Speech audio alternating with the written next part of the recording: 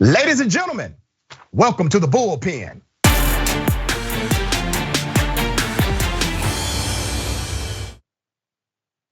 Well, he's back in the bullpen today. We got Kenny Xu. Kenny Xu is the author of An Inconvenient Minority and president of Color Us United.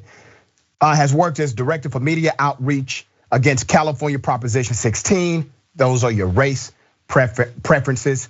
And written for national publications like City Journal, The Federalist, The Daily Signal, and Washington Examiner. Kenny, thank you for coming back, brother. How are you? Thanks for having me again. Absolutely. We're gonna chop it up about critical race theory and how it correlates to education in the school system. I don't want to presume what you know or believe about this topic, so I'm going to allow you to give us your sentiment. We discussed previously, while before we got on the call about what we wanted critical race theory, the definition of it. Seems to me that you argue that critical race theory challenges liberal or mainstream approaches to racial justice, and argues that racism or the experience of racial inequity in this nation is primarily because of structures, not because of individual prejudices. My opinion on this matter is that when we teach now, I want to correct you on one thing. Okay. That is the study of critical race theory. That does not mean that is the sentiment of everyone who studies critical race theory. Sure. Just so you understand, there's a significant difference in that. Sure.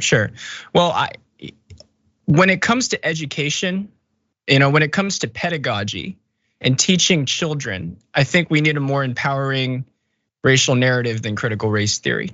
That's basically my argument. Okay. You are aware that critical race theory is not taught in K through 12 education. That's not true. That's definitely not true. I've had the pleasure of investigating several districts that have instituted things like Black Lives Matter in the schools. That's not critical race theory.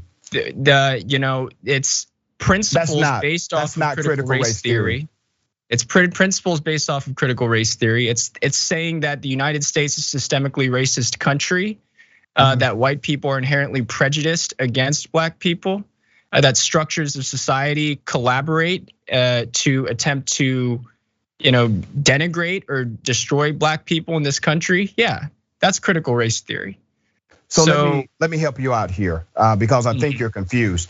Critical race theory is a theoretical framework. It's an advanced theoretical construct, typically taught in advanced level collegiate studies. As a matter of fact, most collegiate studies or most college degrees do not require that you even learn one of those theories. But if you get to graduate, doctoral, even law school studies, you learn critical race theory. You do certain research and social research programs. You're going to learn things like grounded theory, et cetera. That's a way to analyze data. So are you aware of? Allow me to finish, sir. It's a data-driven approach. I will give you an example of what critical race theory looks to deconstruct as a theory, okay? Let me take you to 1882, the Chinese Exclusion Act of 1882. You want to explain to us what that act was about? Yeah, no, absolutely. It excluded. It was a law passed by the federal government that excluded Chinese from coming to this country and immigrating successfully into this country. Was that racist, bigoted, prejudicial? Of course. Okay. Was that constructed by a law, statute, institution, or government? Yeah, of course. It's the Chinese Exclusion Act. That's right. That's what critical race theory seeks to examine under the theoretical core, that racism plays a part in the institutional norms, ordinances, laws, and statutes that are normative. During the time of its passing, it was normative. The majority of Americans agreed. The majority of those in the world at that time in our country agreed with exclusionary doctrine. And it was not limited to the Chinese. There was exclusionary doctrine related to descendants of Africans that said, even if you're born on American soil, if you are black, you are African, you are not in fact American. That was another form of exclusionary doctrine. Critical race theory seeks to understand the connection between the law that was passed, which you have admitted was rooted in racism, and how to deconstruct it, because it did in fact create an inequity beyond the exclusion. That's it. It's real simple. And once again, do you believe we've made progress since then, since the passage of the Chinese Exclusion Act? Yes, sir. Absolutely. Good. Yes. Progress has been made. So I mean, this is what I'm talking about. Then I'm saying the way that race is taught in schools, which is what I wanted to talk about. We should teach race, and yes, we should teach the historical racism. What I'm opposed to teaching is that racism still defines people's abilities to get ahead in this country today. That's really interesting. You say that in the late 1800s, laws did in fact limit the Chinese from getting ahead in this country, but that has all of a sudden, all of that has completely 100% evaporated, correct? I mean, it is gradually, I mean, it's not 100% evaporated, but it is gradually, yes, grown to become critical race theory does not disagree with you on that. Factor in the elevation of people in this country, yes. Critical race theory doesn't disagree with you on the gradualism of progress and change, and so I don't know what beef you have with that. Let me take you back to your proclamation in the beginning of our conversation that critical race theory is in fact taught in K through 12 education. There was a study, there was a survey done this was an American education survey that said, hey, are you all teaching critical race theory? 96% of the educators said no. There is no critical race theory being taught in our institutions. And the vast majority of those educators polled were actually 100% against it ever being taught in K through 12 education. Even those that were aware of the concept and generally friendly to the notion of critical race theory also said it should not be taught in K through 12 education. My question to you is, with 96% of educators, public school educators being surveyed saying, no, we do not teach that in the school system, and with the vast majority of them also saying it should not be taught in K through 12 education because it is an advanced theoretical framework, and with many of them actually being friendly to the concept of critical race theory, how is it that all of a sudden critical race theory inside of school systems has become a primary debate when it is really virtually not being done? And you have states like Texas that have passed laws, an entire state law that says if you teach the KKK, you cannot add deference to the teaching, meaning you cannot teach them as morally reprehensible. You cannot add deference, morality, or ethics to that teaching anymore. Don't you find it more offensive that we can no longer call the KKK evil in the United States of America, primarily by way of a state of Texas? Don't you find that to be more egregious in our education system than what maybe 4% of educators say they teach? Hey, have you heard of critical pedagogy? Of course I have. Have you heard of Paulo Freire? Of course. Okay, so you must have heard of the term critical consciousness. The idea of critical race theorists in education, stemming from. You want to answer my question about Texas, or the Texas law? So I'm tracing to you the valid concern that many people raise about critical race theory in schools. The Teachers College Columbia, Harvard Law School is implementing it. What critical pedagogy is the implementation of critical theoretical practices into education and practice. So you're not going to say, okay, we're teaching you critical race theory, but you're assuming the premises of critical race theory. I'll give you an example, a stark example. Ethnic studies recently passed in California. Done a ton of research on ethnic studies. It explicitly says in its liberated ethnic studies model curriculum, we're going to use a critical consciousness to evaluate the marginalized races in this country. That is Blacks, Asians, Chicano, Latin Americans, and Native Americans. Ethnic studies is basically teaching from an oppressor-oppressed framework. And within those, and I've taken a look at the curriculum. That's what it is. It is critical pedagogy put into practice. That's really interesting. So you still didn't address what I said about Texas passing a law that says you can no longer provide deference in the teaching as it relates to the KKK, which is a known evil. I'm a former high school teacher. You don't just teach curriculum, you also teach character.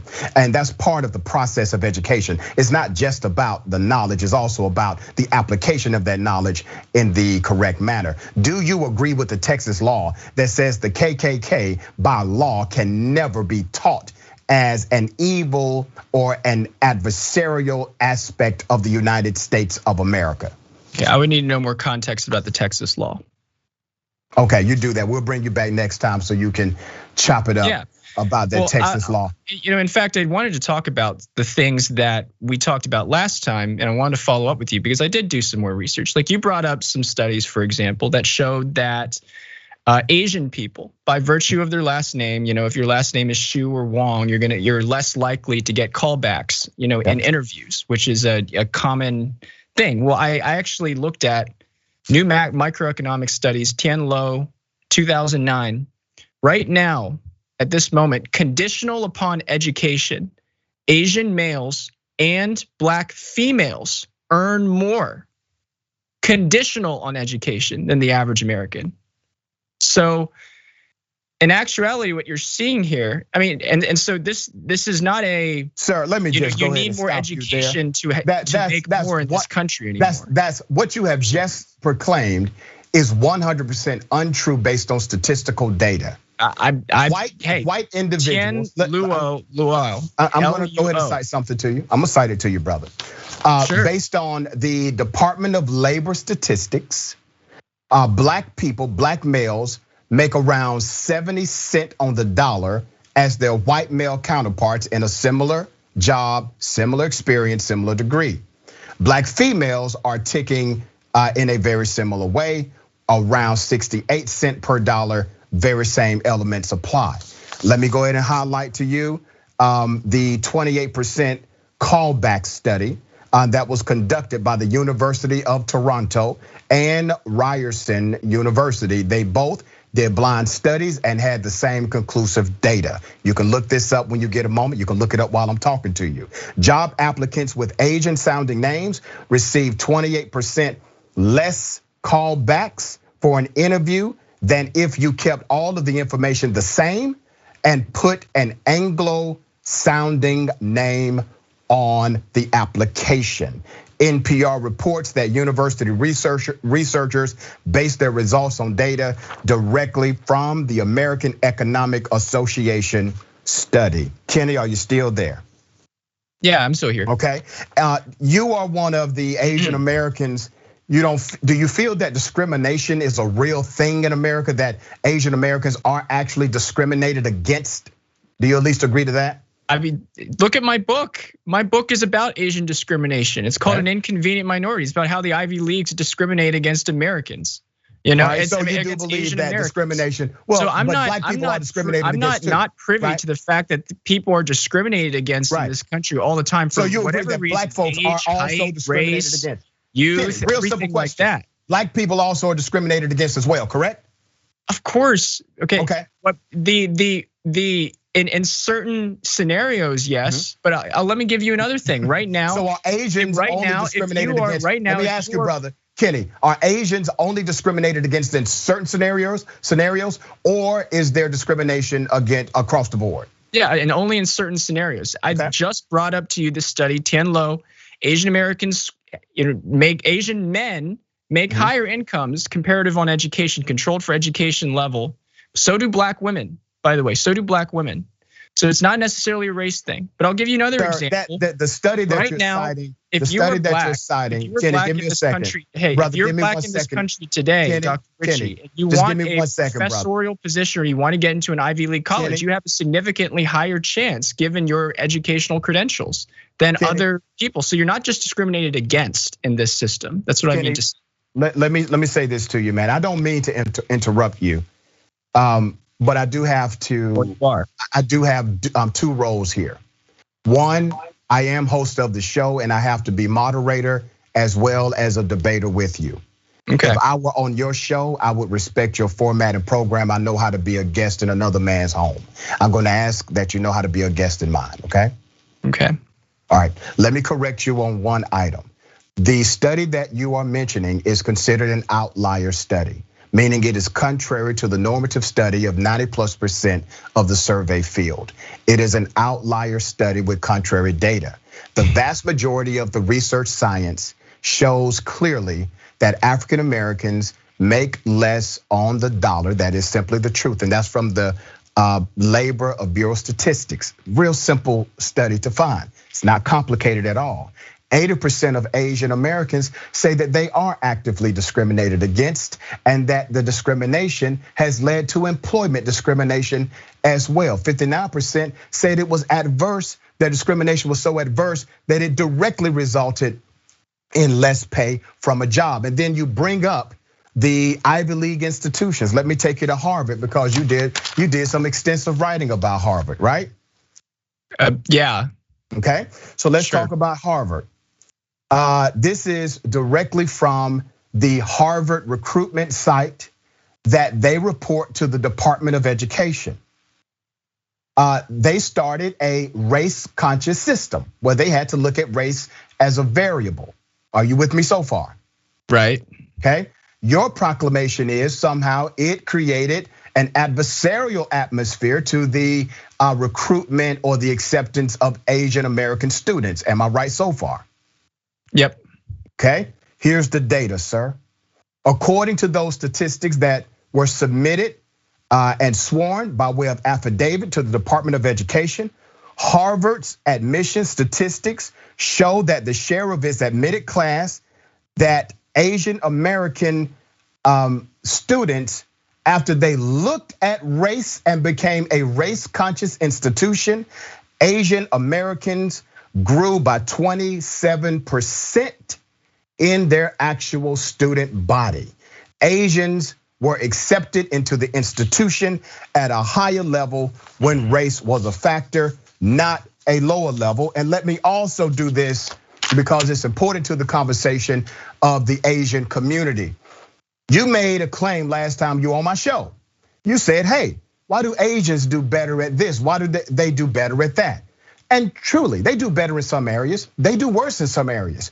But when you look at data, you have to look at the fine print, brother. So let me give you the fine print.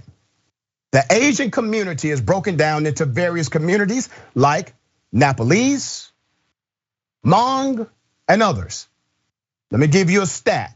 The poverty rate among the Nepalese American, which is codified as Asian American in the survey, is 21% higher than the official poverty rate. They're actually poorer.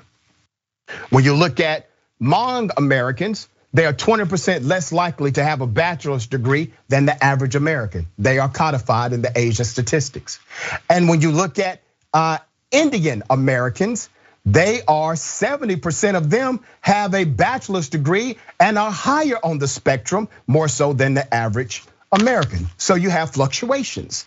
If the idea was that the Asian community simply does better line by line and item by item, you are now discounting the Nepalese. You are now discounting the Hmong.